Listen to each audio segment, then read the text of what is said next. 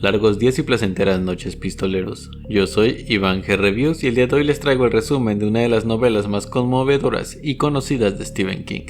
Se adaptó en 1999 y fue nominada a Mejor Película en los premios Oscar. Estoy hablando, por supuesto, de la novela La Milla Verde de Stephen King, novela que nos muestra una faceta diferente a lo que vemos normalmente con dicho autor. La novela nos lleva a una penitenciaría de presos condenados a muerte, donde los condenados aguardan el momento de ser conducidos a la silla eléctrica. Los crímenes abominables que han cometido les convierten en carnaza de un sistema legal que se alimenta de un círculo de locura, muerte y venganza. Espero disfruten el video. Sin más que decir, comencemos. Capítulo 1. Las dos niñas muertas. La historia abre presentándonos a Paul Edgecombe, el cual recuerda su tiempo trabajando en la penitenciaría estatal de Coal Mountain en 1932. Este recuerda a la infame silla eléctrica de la penitenciaría en el bloque E. Era llamado La Milla Verde. En 1932, Paul conoció al prisionero John Coffey, condenado por violar y asesinar a dos niñas, las gemelas Detterick. El día de su primer encuentro, Percy Whitmore, uno de los guardianes de la prisión, llevó a su celda a un hombre negro corpulento y de comportamiento amable. Dicho prisionero era el cual Paul identificaría más tarde como John Coffey. Mientras Percy lleva a Coffey, este se burla y Paul lo silencia, consciente de las tendencias hostiles de Percy. Los únicos prisioneros en el bloque E son Delacrux, un hombre que había violado y asesinado a una joven, además de matar a varias personas en el incendio de un edificio, y Coffey. En la celda de Coffey, Paul le cuenta las reglas y rutinas de la prisión y se sorprende al escuchar al prisionero preguntando por las luces después de acostarse. Esto conmueve a Paul momentáneamente. Coffey también le da la mano y Paul le corresponde, algo que nunca había hecho con ningún otro prisionero. Cuando Paul sale de la celda, Coffey dice siniestramente: "No pude evitarlo, jefe. Intenté, pero ya era demasiado tarde". Paul regresó a su oficina con Harry Terwilliger, otro de los guardias, quien le advierte que Percy no estará contento por haber sido reprimido. Paul revela que el comportamiento descarado de Percy se debe a la creencia del joven guardia de que las conexiones políticas de su familia en el gobierno lo sacarán de problemas. Después pregunta por Coffey. Dean menciona que aunque Coffey se portó bien en el juzgado, estaba cubierto de cadenas debido a las preocupaciones de otras personas sobre su tamaño. Coffey era un hombre afroamericano enorme y musculoso con la inocencia de un niño. Dean aconseja a Paul que revise los periódicos de la biblioteca de la prisión para descubrir más sobre los orígenes de Coffey. En la biblioteca, Paul descubre que la cobertura noticiosa del caso de John se remonta a varias semanas atrás, ya que la naturaleza espantosa de los presuntos crímenes era especialmente inquietante. Paul descubrió que la noche del asesinato de las gemelas, Cora y Kate Detterick, estas durmieron en el porche. Por la mañana la madre envió a su hijo Howard a ver cómo estaban sus hermanas. Este regresó con su madre con el rostro pálido, lo que implica que las gemelas habían desaparecido. Pronto armaron un grupo de búsqueda siguiendo un rastro de tela rasgada de la ropa de dormir de una de las gemelas. Finalmente el grupo escuchó un fuerte grito desde la orilla de un río y vieron a John Coffey sosteniendo a las dos niñas muertas en sus brazos.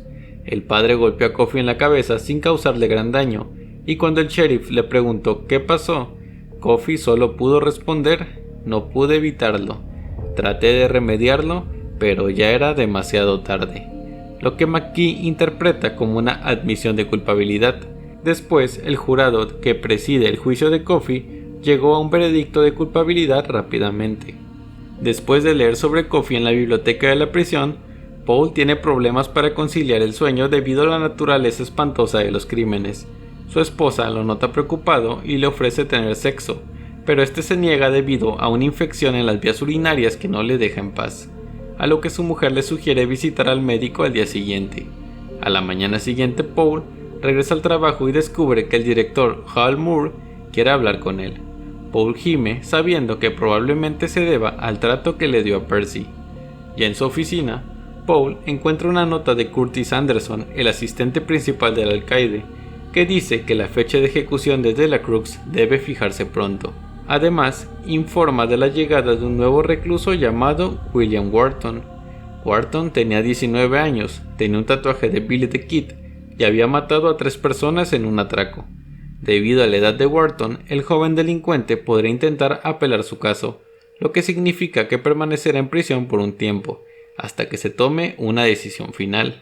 En la oficina del alcaide Moore, Paul pregunta por la esposa del alcaide, Melinda, que sufre migrañas. El director responde que no le va bien. Antes de mencionar a Percy, está de acuerdo con Paul en que necesitan deshacerse de él, y le revela a Paul que Percy está buscando ser transferido a Briar Ridge, un hospital estatal, y que la decisión de Paul de sacarlo del bloque E retrasaría ese movimiento. El director también le aconseja a Paul que le permita que Percy accione el interruptor de la silla eléctrica en la ejecución de Delacrux para demostrar su competencia.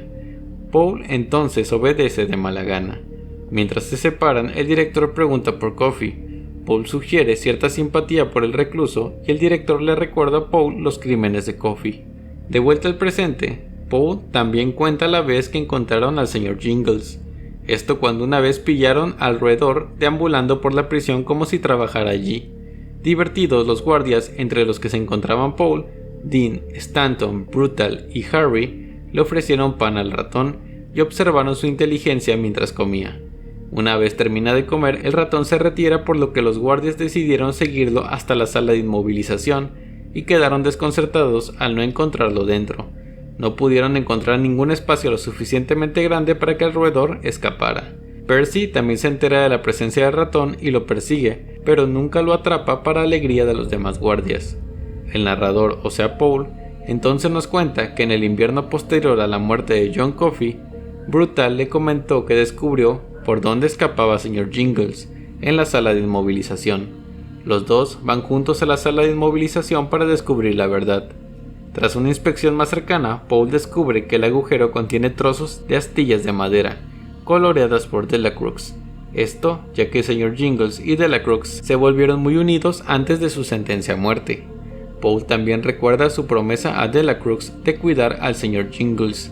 Esto hace que Brutal y Paul se sientan tristes y marca el comienzo de una confesión de Brutal sobre que no puede matar a otro hombre. Este dice que el trabajo parece imposible después de Coffey y expresa su deseo de trasladarse a un centro penitenciario para niños pequeños o dedicarse a la agricultura. Paul afirma que realizará su transferencia con él.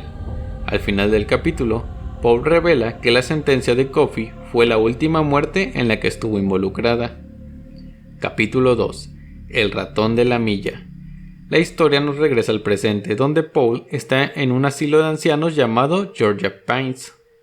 Allí hay un trabajador en la casa llamado Brad Dolan que le recuerda a Percy Whitmore debido a su personalidad grosera. 3 días después de que Percy persiga al ratón, este regresa para diversión de todos menos de Percy.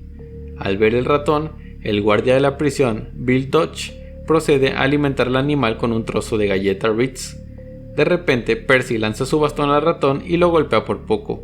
Cuando el ratón se escabulle, Dean intenta detener a Percy sin éxito. Los otros reclusos, en ese momento, Arlen Bitterbook, conocido como el jefe, y otro llamado el presidente, se sorprenden cuando Percy persigue agresivamente al ratón. Percy intenta destrozar el contenido de la sala de inmovilización en su persecución, pero Bill logra calmar a Percy elogiando su puntería. Sin embargo, Dean reaviva las tensiones cuando se dispone a sermonear a Percy sobre sus acciones. Percy expresa que él no muestra compasión ni por el ratón ni por los reclusos. El ratón regresó cuando Percy no estaba de turno. Los reclusos señalan que el ratón parece saber cuando Percy no está cerca, algo que Paul también sospecha. Cuando Tut Tut, el hombre que lleva el carrito de comida a la prisión, ve el ratón, Harry le muestra cómo el ratón es lo suficientemente valiente como para comer delante de todos. También que el ratón solo come de las personas que ve regularmente y no de los pasajeros, y puede distinguir entre los dos. No están seguros de cómo el ratón sabe la diferencia, especialmente en lo que respecta a su capacidad para detectar la presencia de Percy, y luego aceptan no compartir esta información con nadie fuera de la prisión. Para preparar la ejecución de Bitterbook, o el jefe, la prisión necesita realizar varios ensayos para asegurarse de que nada salga mal el día del evento. Paul revela que la sentencia de Bitterbook se debe a un altercado de borracho con otro hombre.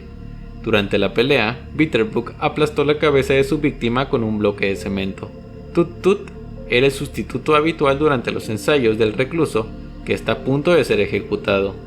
La noche de la ejecución de Bitterbook, la hija de Bitterbook llegó para ayudar a su padre a preparar sus trenzas antes de la ejecución. Bitterbook obedece las instrucciones de los guardias mientras los llevan a la silla de electrocución. Acercándose a la silla, Bitterbook comienza a desmoronarse. Poe le dice que como esta es la última vez que alguien lo verá, debe salir con dignidad. Bitterbook sigue su consejo y se acerca solemnemente a la silla. En la silla, Bitterbook es electrocutado durante 30 segundos y luego examinado para detectar los latidos del corazón.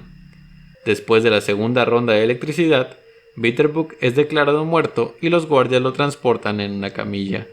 Mientras trabajan juntos para mover el cuerpo, Percy hace un comentario inapropiado insultando al muerto.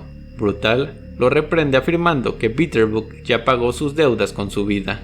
Después de que Bitterbook es ejecutado, la sentencia de Presidente, el otro recluso, se conmuta por cadena perpetua. Después de que Presidente se fue, los guardias ingresaron a uno nuevo llamado Delacrux. De camino a la prisión, Percy afirma que Delacrux había intentado manosearlo. Percy entonces golpea a Delacrux con su porra hasta su celda. Finalmente Paul empuja a Delacrux a su celda y envía a Percy a otra tarea. Delacrux estaba demasiado agotado por la paliza para escuchar lo que Poe le comenta sobre las rutinas y las pautas de la prisión. Después de que Percy continúa acosando a Delacrux, Poe le dice severamente que deje en paz al recluso o le reportará. Percy lo amenaza diciéndole que escribirá su propio informe, que confía será recibido por encima del de Poe, dadas las conexiones de Percy. Poe sugiere que Percy se porte bien o Brutal le dará una paliza, una amenaza que Percy parece tomar en serio.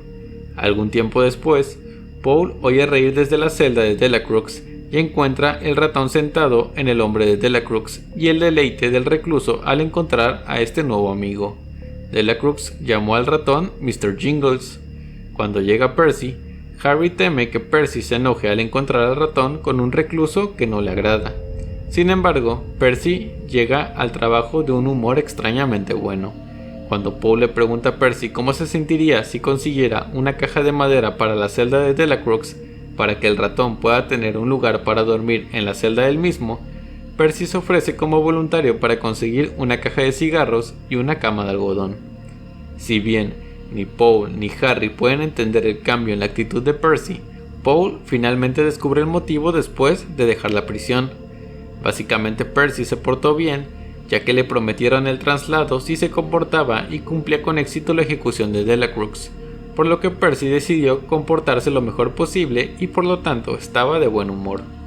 Le consiguen una cama al Sr. Jingles y alguien le regaló a Delacrux un carrete de madera que usa como juguete para el Sr. Jingles. Harry también le ofrece a Delacrux una caja de crayolas para colorear el carrete.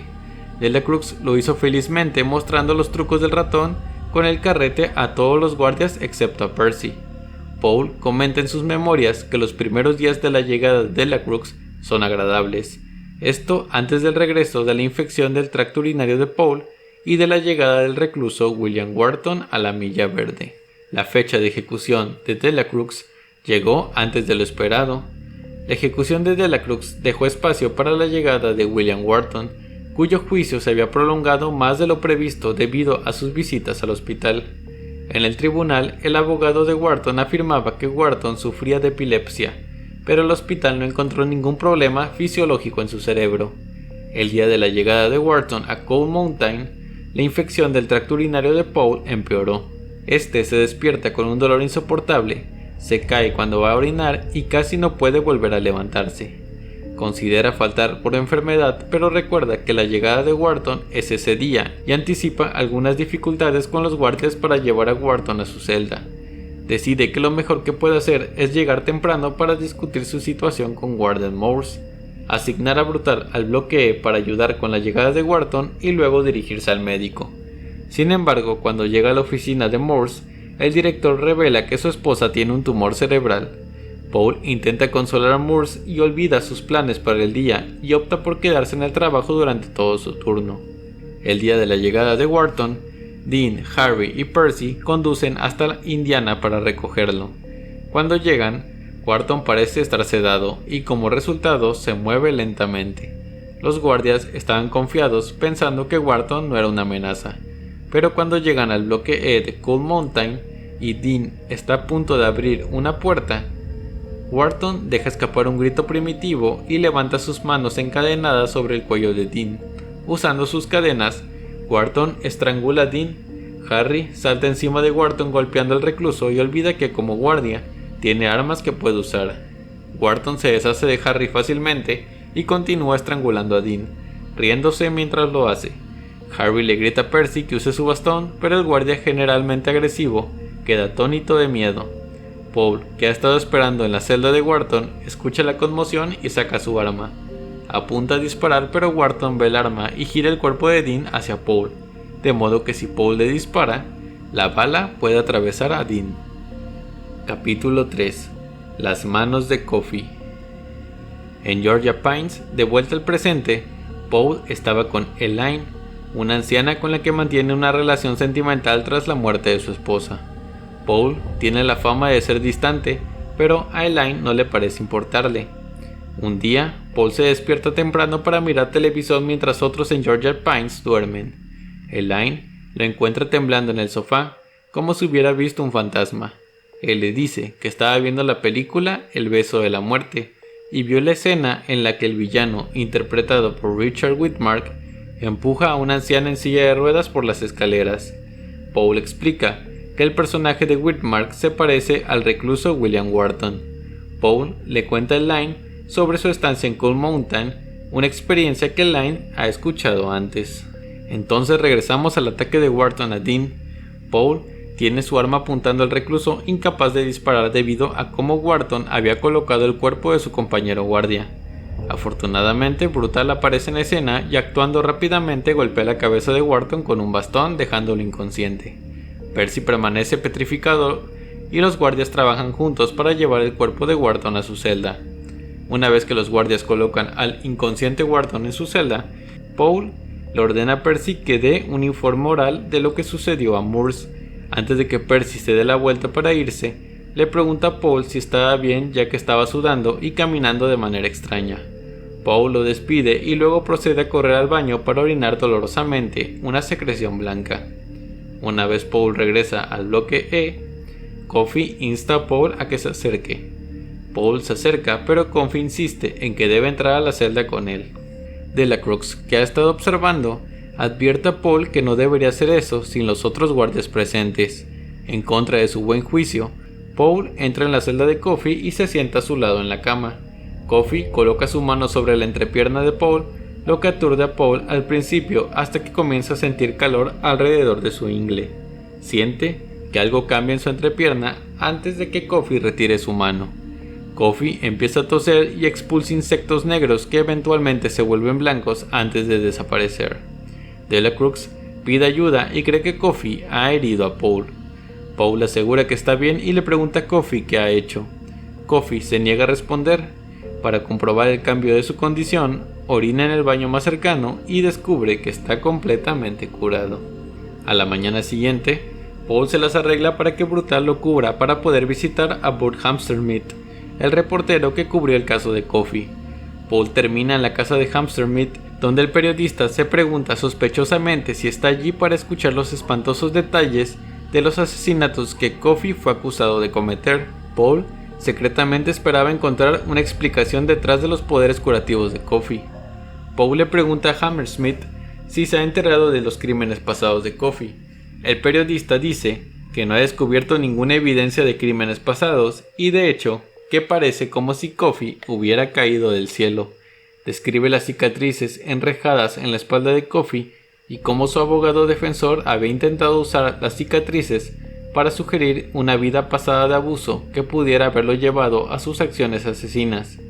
Paul no está dispuesto a dejar de lado la posibilidad de la inocencia de Coffee y le describe el comportamiento amable del recluso al periodista. Para dejar claro un punto, Hammersmith le llama a su hijo Caleb.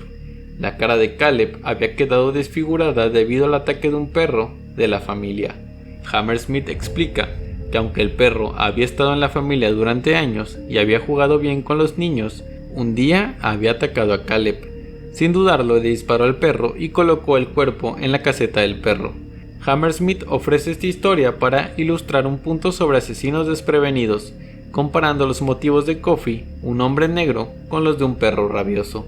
Mientras tanto, Wharton intenta provocar problemas orinando en la pierna de Harry, por lo que los guardias deciden usar el chaleco de seguridad, un artículo que nunca habían usado, y se lo ponen a Wharton. Los guardias entonces lo metieron en la celda de inmovilización para darle una lección. A Paul le preocupa que algún día alguien no esté observando con suficiente atención y Wharton cause graves problemas a los guardias. Mientras tanto, el abogado defensor de Wharton está defendiendo a su cliente, afirmando que su juventud y su blancura deberían ser razones suficientes para evitar que lo condenen a muerte. Poco después, Paul va con Janice a visitar a Melinda, la esposa enferma de Warden Moores. Después de que le diagnosticaron su tumor cerebral, Janice saluda calurosamente a Melinda mientras Moores lleva a Paul aparte para revelar su impotencia y dolor. Cuando Moores pregunta sobre Percy y Wharton, los pensamientos de Paul se dirigen a Coffey, ya como Coffey logró curar a Paul con su toque. Más tarde, cuando Paul conduce hasta la prisión, piensa en cómo tendrán que prepararse para la próxima ejecución de Delacrux. Espera que la ejecución sea la última vez que Paul tenga que ver a Percy. Los guardias le dicen a Delacrux que hay una audiencia para él y el Sr. Jingles. Aunque al principio se muestra escéptico, Brutal explica que dado que Warden Moores está fuera debido a la enfermedad de su esposa, el Sr. Curtis Anderson está a cargo y quiere ver el desempeño del ratón de Delacrux. Dice que varias otras personas también están allí para ver al Sr. Jingles. Emocionados por la audiencia, Delacrux acepta felizmente y sigue a Brutal. Cuando Delacrux se pierde de vista, Paul llama a Tut Tut para que salga de su oficina para ensayar la electrocución de Delacrux. Paul les insta a actuar rápidamente antes de que regrese Delacrux. Cuando Delacrux regresa a su celda, está feliz de que el Sr. Jingles haya podido mostrar su talento ante la audiencia. Mientras estaba afuera, Percy ensayó con entusiasmo la ejecución de Delacrux, demostrando ser bueno en su trabajo por primera vez. Percy está tan feliz que se comporta juguetón con Delacrux cuando regresa y agarra el recluso en broma. Pensando que Percy puede estar atacándolo como lo hizo la última vez, Delacrux retrocede rápidamente y cae golpeándose la cabeza. Sintiendo un breve ataque de remordimiento, Percy se gira para ver cómo está Delacrux, pero no antes de que Wharton agarre a Percy desde su celda y lo estrangule. Wharton se burla de Percy amenazándolo con violarlo y lo besa en la oreja. Cuando los guardias se acercan para intervenir, Wharton suelta a Percy y afirma que solo está bromeando. Delacrux se echa a reír y señala que Percy se ha orinado encima por miedo. Humillado, Percy amenaza con despedir a todos si se corre la voz sobre lo sucedido. La noche anterior a la ejecución de Delacrux, el clima es inusualmente caluroso. En preparación para la ejecución, Delacrux habla de su última comida y parece estar de buen humor al respecto. Su mayor preocupación es el cuidado del Sr. Jingles después de su fallecimiento. Paul analiza diferentes posibilidades con Delacrux, que incluyen que el ratón viva con su tía, que viva con unos niños pequeños o incluso viva bajo el cuidado del propio Paul. Delacrux considera inadecuadas todas estas opciones. Finalmente Brutal ofrece como opción el escenario ficticio de Villa Ratón. Tanto Brutal como Paul saben que Villa Ratón no es real, pero fingen que es un paraíso circense para ratones inteligentes como el Sr. Jingles. Delacrux está entusiasmado con la idea y acepta. Lamentablemente, las cosas empeoran después de este punto, pues accidentalmente arroja el carrete de madera con demasiada fuerza mientras juega con el Sr. Jingles, lo que hace que el ratón salga de la celda para perseguirlo. Al ver su oportunidad de venganza, Percy pisotea al Sr. Jingles y se aleja con aire de suficiencia. Para gran dolor y horror de Delacrux, el pobre ratón yacía muerto en el suelo. Y hasta aquí dejaremos el resumen. Si el video les gustó y quieren escuchar la parte 2 de esta historia, dejen su like y suscríbanse. Asimismo dejen un comentario, eso me ayudaría mucho. Quiero agradecer a los miembros del canal que mes con mes me apoyan y que con su ayuda puedo mantener el canal y la calidad de los videos. Recuerden compartir el contenido para así llegar a mucha más gente. Espero pronto lleguemos a los 23.000 suscriptores. Yo soy Iván G Reviews y recuerden, hay otros mundos aparte de este.